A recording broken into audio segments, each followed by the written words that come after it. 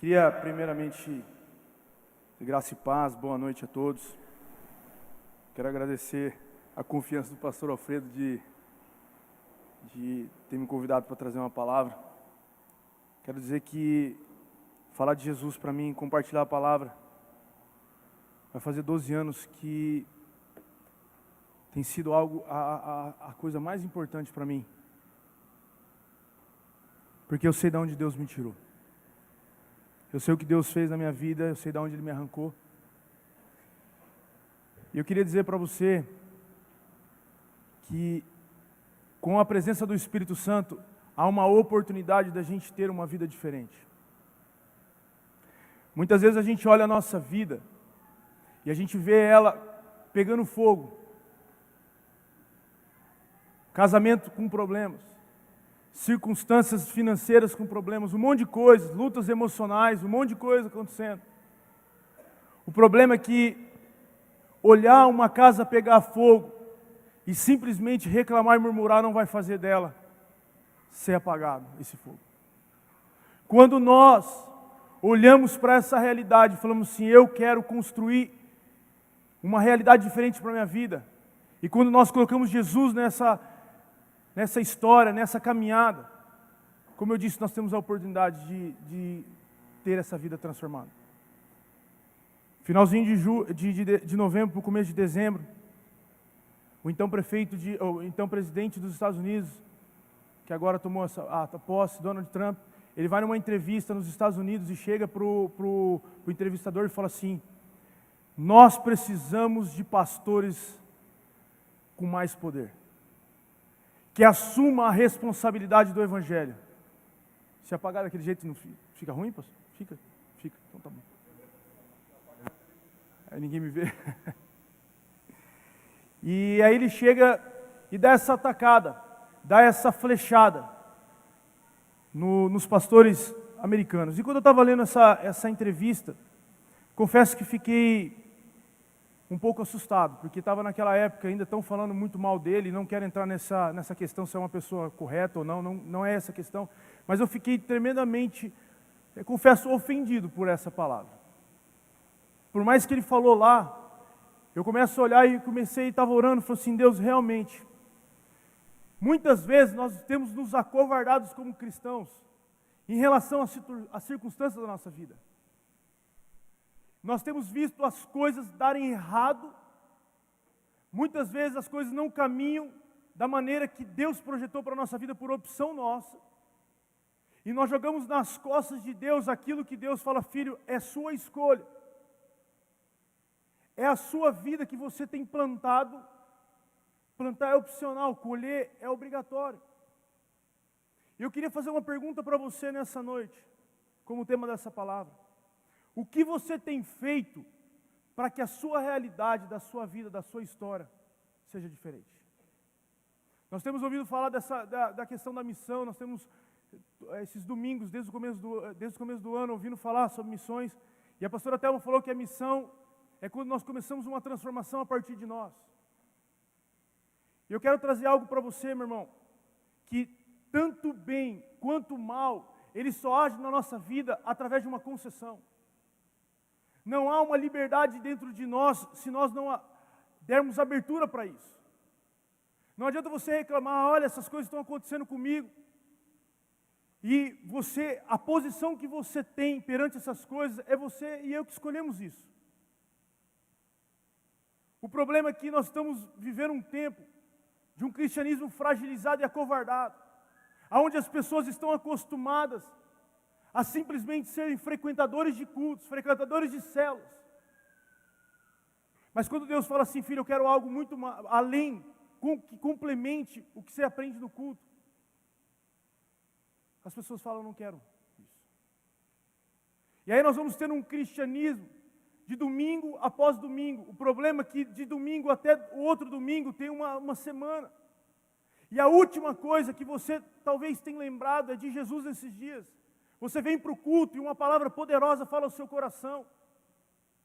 Mas de repente, na hora que você sai daqui, até o restaurante que você vai ou até a sua casa, essa palavra já foi esquecida.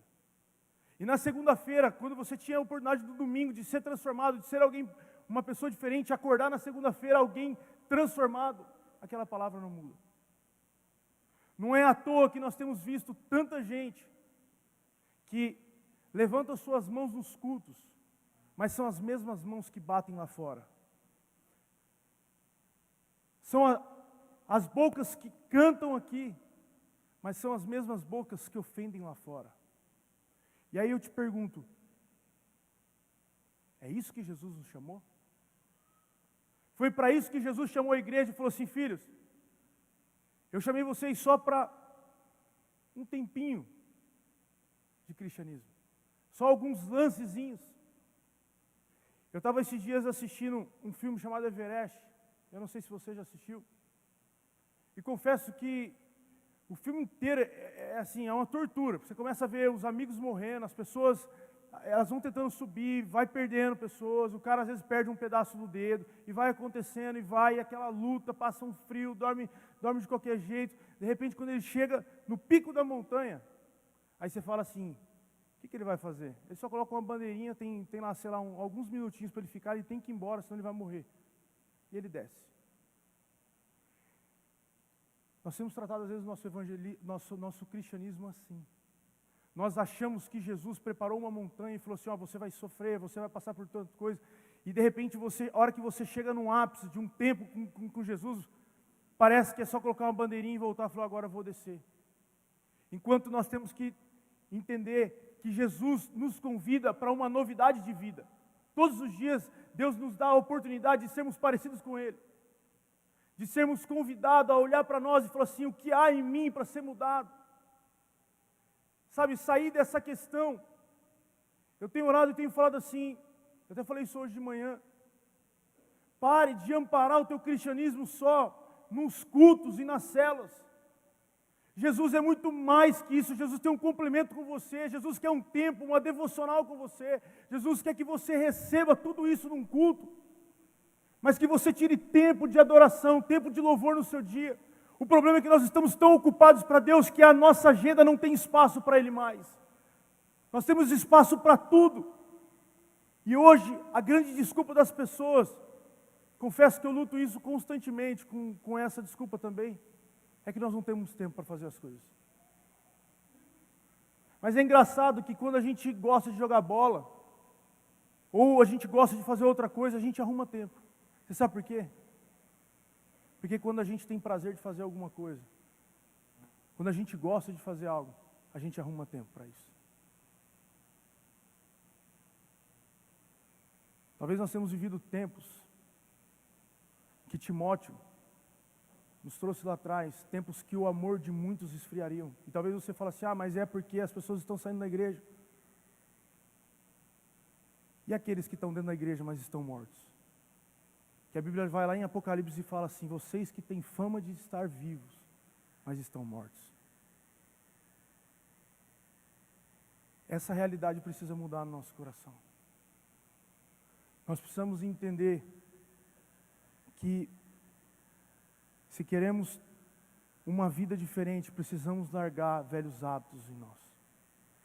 Efésios 4, 22 a 24 diz assim: quanto à antiga maneira de viver, vocês foram ensinados a despir-se do velho homem, que se corrompe por desejos enganosos, a serem renovados no modo de pensar e revestir-se de novo homem, criado para ser semelhante a Deus em justiça e em santidade, provenientes da verdade. Nós temos que começar a ter coerência na nossa vida com Deus. Aquilo que nós temos quando os olhos de Deus não estão, só os olhos de Deus estão vendo e os olhos das pessoas não estão enxergando, tem que estar coerente com aquilo que você vive todos os dias.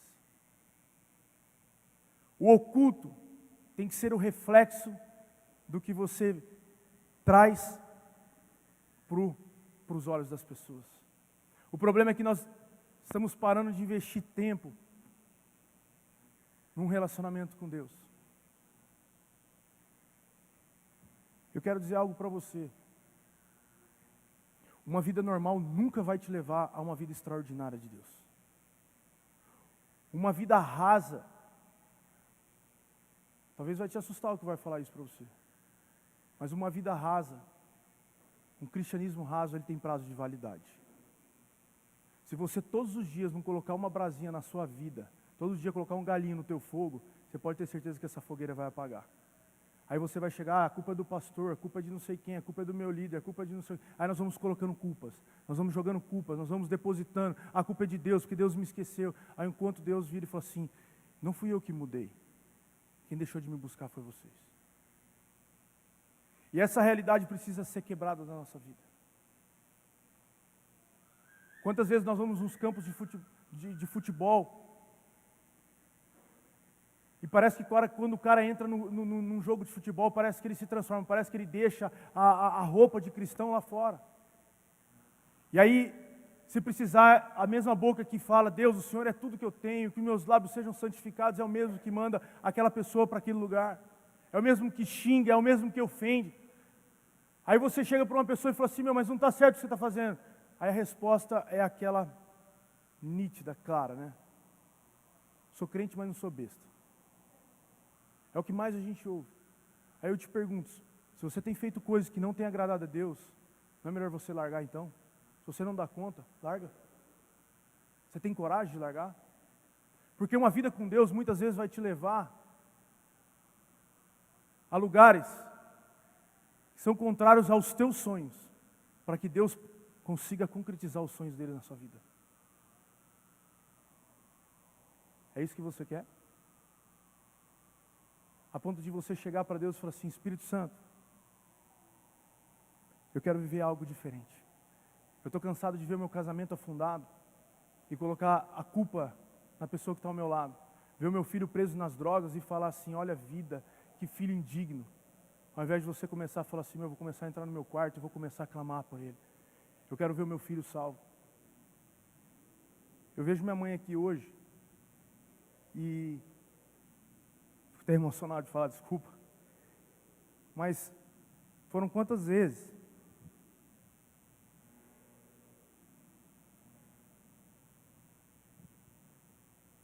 que eu chegava doido da balada, estava lá. Obrigado, você. Sou meio parecido com a pastora. E chegava em casa às vezes 4, 5 horas da manhã. E bêbado, sabe, tipo, destruído. E ela estava orando por mim. E ela estava intercedendo por mim. Isso talvez você fale assim, mas isso deve ter sido, sei lá, 1 mês, 2 meses, foram anos que ela orava. Quantas vezes eu estava na balada, estava lá perdido, detonado, dando risada onde não tinha risada, um interior totalmente destruído. Mas tinha alguém que queria orar e orava, intercedia por mim, não tinha esquecido. Quantas vezes, meu irmão, eu chegava num lugar, alguém chegava para mim e falou, você tem chamado, você tem que sair dessa balada, sabe quando aquilo te incomodava, mas era a resposta da minha mãe que estava cercando, e estava cercando as coisas. E hoje eu estou aqui porque teve alguém que orou por mim, se você está aqui hoje porque teve alguém que intercedeu por você, teve alguém que orou por você, teve alguém que optou ter uma vida um pouquinho diferente da normalidade. Optou não esquecer de você, optou falar, independente se meu irmão dá um trabalho lascado, se meu pai, minha mãe, eu vou orar por ele, porque eu quero ver ele no reino de Deus. Nós vamos entender, igreja, que nós não lidamos aqui com coisas terrenas, nós lidamos com a eternidade das pessoas, a tua eternidade que está em jogo, e aquilo que esse lapso de tempo que você vai ter, talvez de 50, 60, 80 anos que você vai ter para decidir, vai ser o reflexo que vai ter na sua eternidade. O problema é que nós queremos um Jesus que só ouve as nossas orações e faz aquilo que a gente quer. Então você não precisa de um Jesus salvador, você não precisa de um Jesus que cura, você precisa de um escravo. Porque quando nós buscamos um Jesus que muda e cura, e que tem na palma das nossas mãos a nossa história, nós nos colocamos como escravos dele, e fala, Espírito Santo, eu estou à disposição de fazer o que você quer. Nós estamos vivendo um tempo que nós conhecemos o Consolador, e estamos vendo pessoas passando ao nosso lado, que estão inconsoláveis, e a gente não tem coragem de abrir a boca e falar. Eu estava ouvindo um testemunho esses dias que eu estava no Piauí, e uma pastora estava trazendo uma palavra lá para a gente. Ela disse que ela estava no salão de beleza, estava fazendo a unha lá, e de repente entrou um casal, ela falou, um casal, coisa mais linda, e era uma mulher, uma loira, cabelo bem comprido. E ela estava conversando com a mulher do salão, e aí ela sentou num lugarzinho, e a mulher estava ligando a máquina, ela começou a chorar, a maquininha de cortar o cabelo, e começou a chorar. E aí ela estava fazendo a unha, e o Espírito Santo falou assim, vai lá, abraça e ora por aquela mulher. Eu não sei você, mas quando a gente às vezes recebe esses toques, a gente às vezes dá umas lutinhas internas. Mas ela decidiu ir. Ela chegou para aquela mulher e falou assim, olha, eu vi você chorando, eu vim aqui, o que aconteceu? Ela falou assim, eu fui diagnosticada com câncer terminal e eu não quero ver o meu cabelo cair, eu quero ser raspado, todo o meu cabelo. E aí ela começou e ela chorava, e as duas começaram a chorar, elas se abraçaram, ela falou assim, eu posso orar por você? Ela falou assim, pode. Ela falou assim, mas vamos fazer o seguinte, era 2 andares do salão e tinha uma salinha lá em cima. Ela falou assim, vamos lá em cima, eu, você, seu marido, e eu vou orar por vocês. E a disposição naquele coração de consolar alguém inconsolável, ela começou a orar.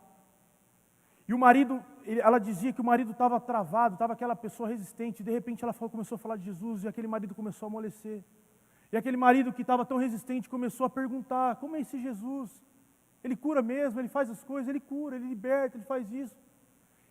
É possível que esse Jesus cure minha esposa? É possível. E ela orou. Ela diz, irmão, que ela orou, eles entregaram a vida para Jesus e ela foi embora sem saber o que aconteceu.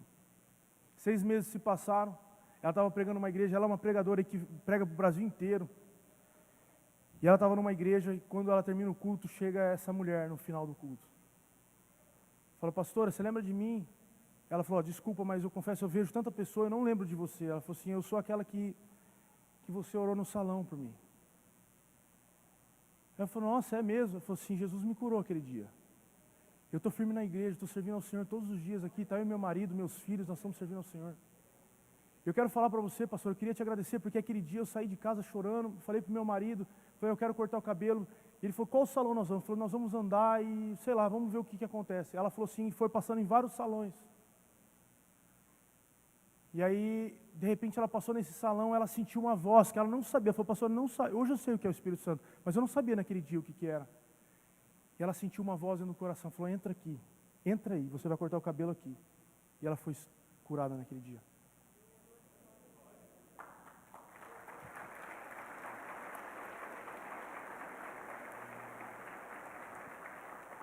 Hoje nós estávamos almoçando na minha mãe, nos meus pais, e cara, aconteceu uma cena muito espontânea e muito interessante. Eu cheguei, a gente estava conversando, minha sobrinha, ela chegou assim, titio Guilherme, ela falou assim, titio Guilherme, na minha escolinha tem capela, mas eu não vou na capela. Eu falei, é mesmo? Por que você não vai na capela? Ah, porque só tem um monte de Jesus desmaiados lá. E eu já estudei nessa escola. E é impressionante que em todos os lugares tem um Jesus crucificado na cruz, assim, aquele triste, desanimado. E eu fiquei pensando nisso. Porque muitas vezes tem sido essa realidade das pessoas que se intitulam homens da fé, mulheres da fé. Meu irmão, Jesus não te separou para você viver uma vida seca e fria. Para você viver uma vida sem graça. Um dia Davi, no ápice da sua relação de pecado, daquelas coisas ruins, ele chega para Deus e fala assim, Senhor, devolve-me a alegria da salvação.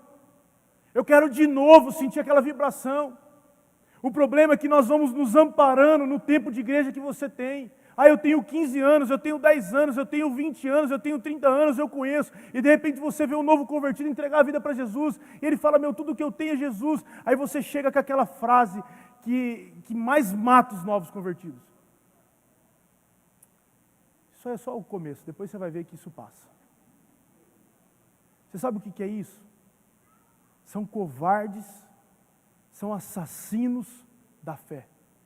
São pessoas que não têm a coragem de olhar no espelho e falar assim, meu, a maturidade bate. Você não fica fazendo aquelas besteiras na fé, sim, mas a chama do Espírito Santo tem que continuar todos os dias na nossa vida. Para de justificar a frieza que você está vivendo, jogando as coisas, porque é a igreja, porque não sei o quê, porque fulano de tal. Pastor, desculpa falar isso, mas eu queria só colocar uma coisa. Então quer dizer que se o pastor Alfredo, a pastora até um dia decidir sair dessa igreja, sei lá, sair não, mudar de cidade, morrer.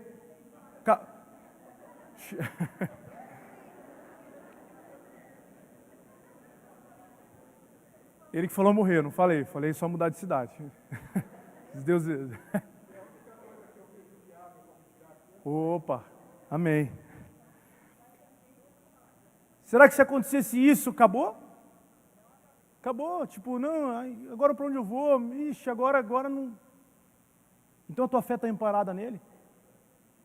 Ou você usa ele como uma referência, como uma voz de Deus para a sua vida, conselheiro, mas na verdade, junto com tudo isso, a tua intimidade está firmada com Jesus. Será que está precisando fazer vigília para você tirar um tempo de oração? Ou será que você tem orado tanto nos seus dias que quando a vigília acontece, você está cheio do fogo de Deus?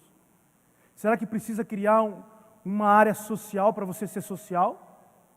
Será que precisa criar um departamento de evangelismo? Eu acho isso interessante, sou apaixonado por isso. Creio que esse é um chamado para a minha vida, eu amo levar Jesus para as pessoas. Mas será que se não tiver isso, então você não evangeliza, você não mostra Jesus para ninguém? Será que a pessoa que está do seu lado, presa nas drogas, presa numa depressão, e você já foi livre dessas coisas, será que você precisa de um programa na igreja para que isso aconteça? Ou será que está faltando bater no peito e falar assim, que as coisas começam a partir da minha vida? Eu quero instituir o reino nesse lugar. Eu quero ver as pessoas serem salvas. Os inconsoláveis vão passar ao meu lado. E o que depender de mim, Senhor, quero ser como Isaías. Envia-me a mim. Eu estou à disposição de ti.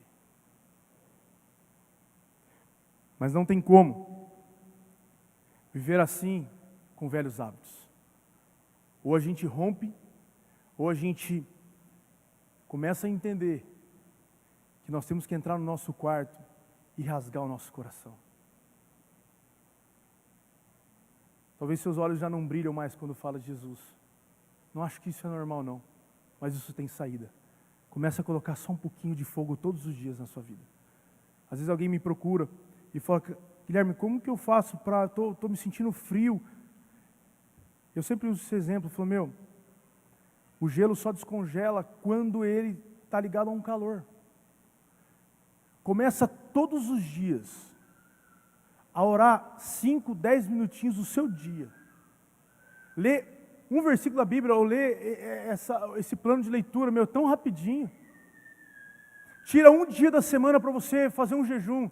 Mas eu passo mal. Tá bom, faz lá, sei lá, faz um tempinho, 12 horas, 5 horas, sei lá. Não é o que você vai tirar que vai, nossa, eu estou passando uma fome aqui, então Deus vai falar mais. Não, não é isso. É a tua dedicação, teu tempo de oração, é aquilo que Deus, é a tua meditação, é isso. Talvez você vai fazer isso uma semana, talvez você vai começar a sentir o óleo caindo numa engrenagem, vai começar rodando. De repente passa 2 semanas, você começa a sentir que tem algo te aquecendo. Meu irmão, não tem como. Não tem como você alimentar todos os dias esse pouquinho e você ainda olhar e falar, estou sentindo frio. Mas tem como você todos os dias deixar de fazer isso e se sentir um cara gelado e frio. E talvez você tenha... O pastor Alfredo estava falando sobre o prazer de vir para a igreja. Talvez você está aqui hoje e você não tem prazer de estar aqui hoje. Para você é uma luta ir para uma reunião de célula, uma reunião de oração, vir para os cultos. Eu queria trazer para você não um peso de acusação, porque Jesus, Ele quer trazer sobre nós uma esperança que isso pode quebrar na nossa vida.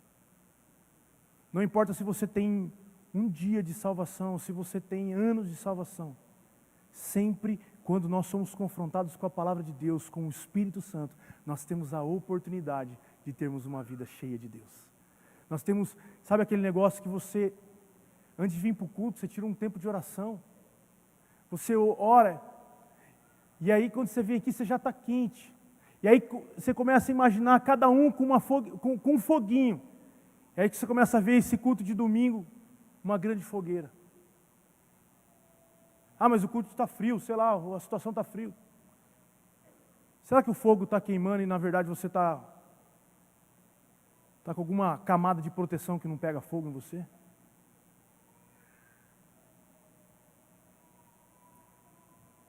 Reinhard Bonk, o evangelista que eu admiro muito, ele diz: a igreja de Jesus Cristo não é um barco de prazeres, mas sim um bote salva-vidas para a salvação de almas.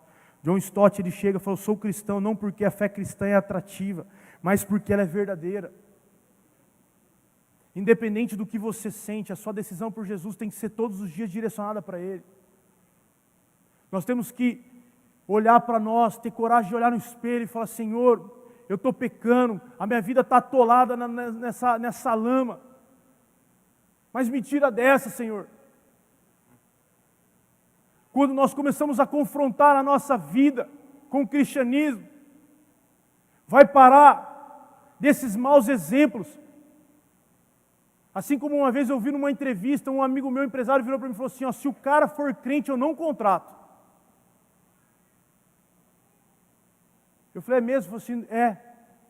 Ele pode ser ótimo, mas se ele falar para mim que é evangélico, está dispensado, pode seguir tua vida. Será que era isso que Jesus esperava do corpo de Cristo? Ou será que quando você fosse ter um negócio, ter uma relação de um contrato, qualquer coisa na sua vida, as pessoas pudessem pegar na sua mão e falar assim: meu, fazer negócio com você é prazeroso porque você é honesto, e eu consigo ver Jesus em você. Eu estava contando hoje de manhã uma experiência que eu achei muito legal, de um grupo que a gente estava lá no Piauí, a gente tinha grupos, e a gente saía fazendo evangelismo nas casas. E eles foram numa casa que tinha, se não me engano, 10 crianças. Eu estava explicando hoje de manhã que as casas lá, eu acho que ela dá um quadrado aqui, e confesso que eu não sei como que eles conseguem colocar o marido, a esposa e mais 10 crianças lá, não sei. Mas aí esse grupo foi visitar eles, um grupo que vivia uma família que vivia de seringuela e água. E aí de vez em quando eles tinham uma rocinha bem pequenininha que eles plantavam, mas era impressionante que muitas vezes não chovia e aquela plantação perdia, então ficava só uma esperança que poderia comer alguma coisa diferente. E aquele grupo foi até aquela casa e falaram de Jesus para aquela família, a família inteira aceitou Jesus, eles abraçaram, eles levaram Bíblia, levaram uma cesta básica, amaram eles, abraçaram, choraram, confortaram. E aí no final, uma menina, estavam indo embora, uma menina do grupo chegou para aquela família e falou assim: irmãzinha, chegou para a senhorinha, para a mulher, para a dona da casa: posso fazer uma pergunta? Ela falou assim: pode. O que a senhora vai lembrar quando nós formos embora daqui? Eu estava explicando isso, eu acho que, pelo menos, posso estar sendo equivocado no meu pensamento, mas alguém que fazia tempo que não comia um arroz, um feijão, uma bolacha, alguma coisa, e você chega com uma cesta básica caprichada para ele, dá tudo para ele, eu acho que a primeira coisa que ele ia falar: meu, vou lembrar que hoje eu e minha família vamos nos alimentar. Não foi isso a resposta. Ela virou para aquela menina e falou assim: eu vou lembrar, hoje vai ficar marcado o dia que Jesus me visitou a minha casa. E eu estava falando de Jesus para uma irmã, eu estava conversando com uma irmãzinha numa casinha que a gente estava evangelizando, e ela já era cristã. Eu falei: irmãzinha,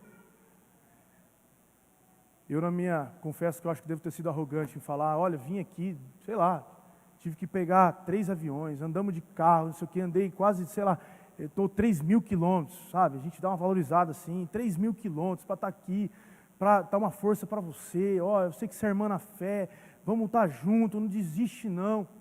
Aí eu cheguei para ela e falei assim, muita luta, irmã? Falei assim, muita luta, irmã? Ela olhou para mim assim e falou assim, muita luta. Tem vários dias que a gente não tem o que comer, essa é uma outra situação, essa aconteceu comigo. E ela virou para mim assim, nossa, é muito difícil, a gente passa uma luta danada, é muita fome, muitas vezes eu vejo meus filhos chorando, e não tem o que comer, não tem o que comer. Não é assim, vou sei lá, assaltar um, não tem, às vezes a realidade lá não tem o que comer. Aí ela começou a contar toda aquela história assim, eu falei, nossa, aí ela virou para mim assim, bateu nas minhas costas, assim, irmão, mas eu tenho Jesus e eu sou muito feliz em minha casa.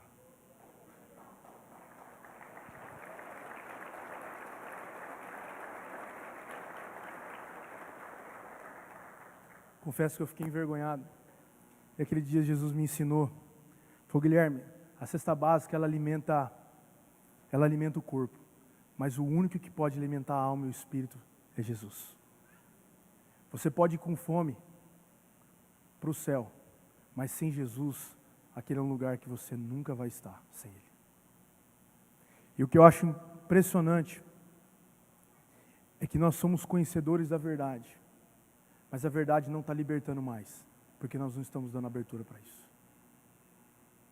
O que você acha de parar de murmurar, de parar de reclamar, parar de colocar o defeito em tudo e em todos, vencer as desculpas, porque talvez as desculpas estão sendo muito maiores do que a sua vontade de viver, de mudar.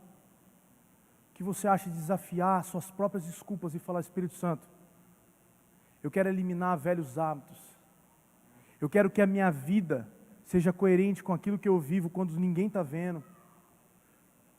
Porque tem gente que parece que a hora que o pastor chega, o líder chega, sei lá, alguém da igreja chega, parece que ele dá até aquela estufada no peito, assim, parece que vira e começa muda até o linguajar, começa, sei lá, a chamar de varão, varoa, começa a falar as coisas assim, uma coisa, sabe, chega disso aí, isso aí acabou, velho, isso aí acabou. É hora da gente chegar, e aquilo que o pastor Alfredo conseguir ver na vida clara, é aquilo que o teu íntimo reflete para que ele possa ver.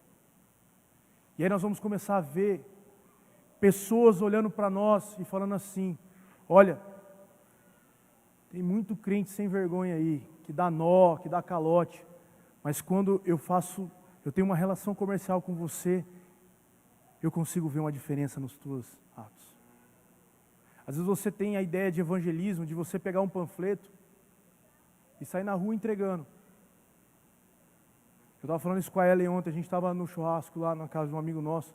Eu falei, Ellen, quantas pessoas...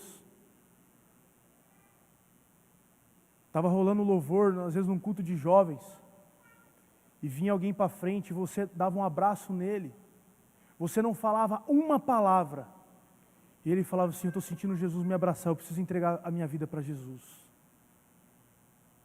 Você sabe por quê? Porque o Evangelho é demonstrado com a vida. Evangelho é a presença de Jesus na nossa vida.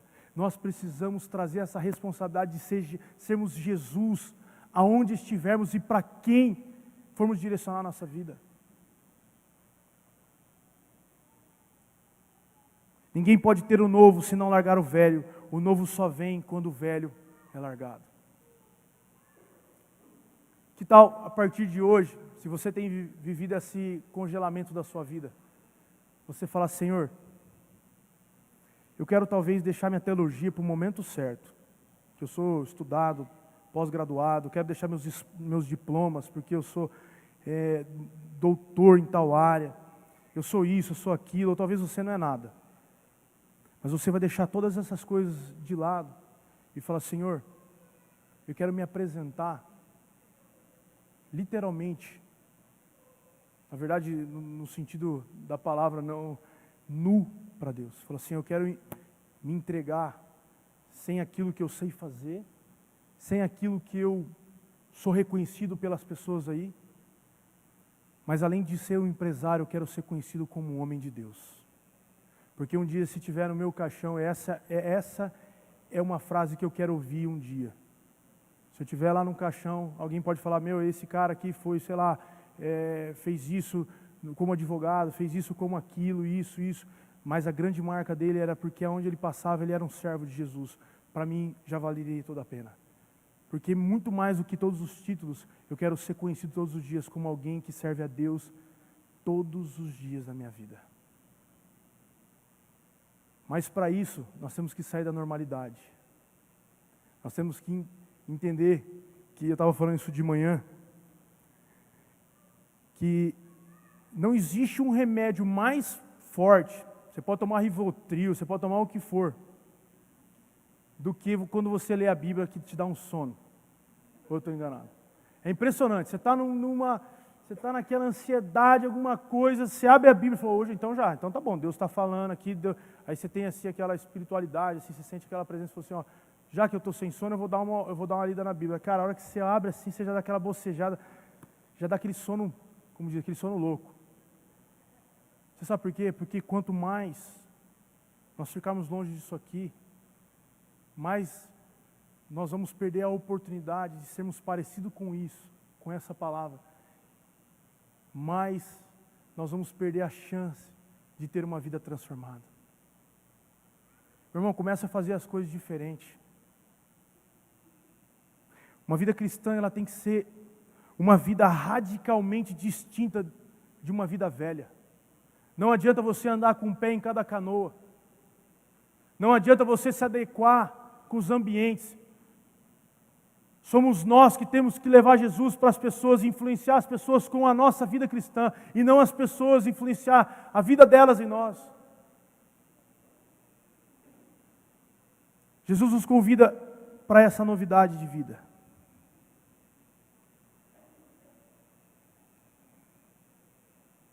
Comece a se entregar 100% para Jesus. E você vai começar a ter experiências sobrenaturais. Aliás, eu queria te fazer uma pergunta. Alguma vez, ou talvez isso se tornou uma mera lembrança na sua vida, você já entrou no seu quarto? Ou faz quanto tempo que você deixou de fazer isso? Ligou um sonzinho, começou a falar com Deus e trocar uma ideia com Ele? E conversar com Ele de uma forma real, não como o Jesus da minha sobrinha lá, da minha sobrinha não, que ela tinha falado, que Jesus desanimado, desmaiado, desculpa. E de repente você começar a orar e você começar a sentir o toque do Espírito Santo. Ah, mas eu não sou tão pentecostal. Não, ninguém está falando disso. Eu estou falando de Jesus falar com você no seu íntimo. Porque eu posso estar muito enganado, mas eu tenho uma coisa dentro de mim, pode ninguém concordar, mas eu tenho algo que um dia nós vamos chegar no céu e Deus vai chegar para nós e falar assim, olha, tinha muitas coisas que eu queria falar com você, filho, mas você não tinha tempo para me ouvir. Então você perdeu muitas coisas maravilhosas que eu tinha para te revelar. Coisas que você sofreu aí talvez 6 meses, 1 ano, que se você tivesse simplesmente parado de tentar todas as situações, porque é muito mais fácil você ir buscar um profeta que chega para você, olha isso, que veja uma caneta que abre as portas para você, que assina contrato. Oh, glória, estou sentindo, arrepiou. É muito mais fácil isso, do que você chegar no seu quarto e falar assim, Senhor, enquanto o Senhor não falar comigo, eu não vou sair desse tempinho. Dá trabalho, às vezes dá sono, às vezes você fala assim, não, mas sei lá, não está. Você sabe por que isso? Eu quero encerrar dando um exemplo para vocês.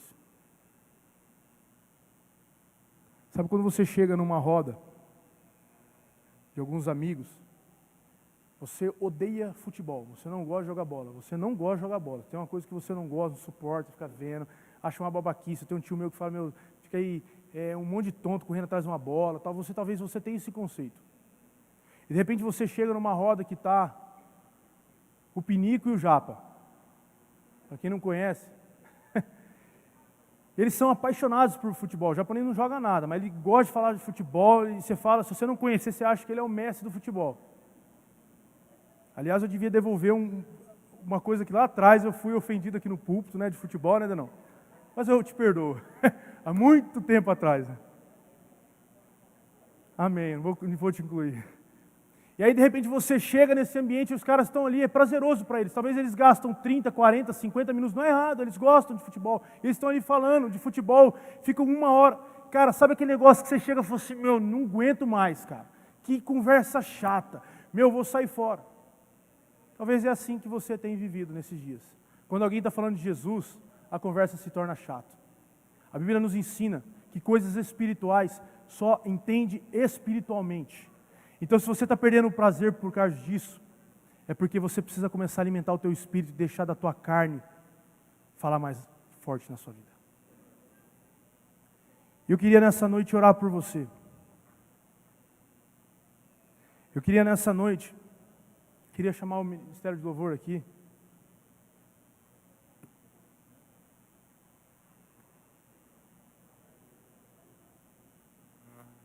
Eu queria que você ficasse em pé.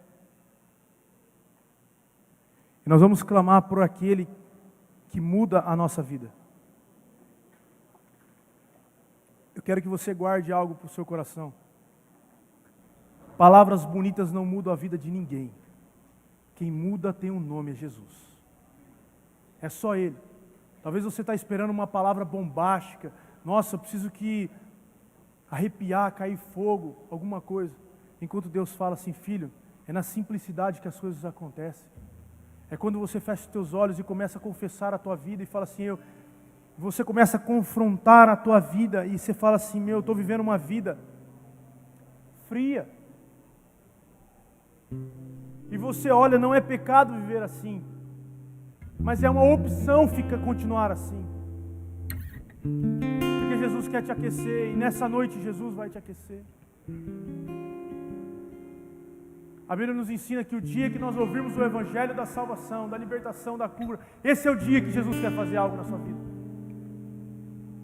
Não deixe para amanhã o que Jesus vai fazer hoje.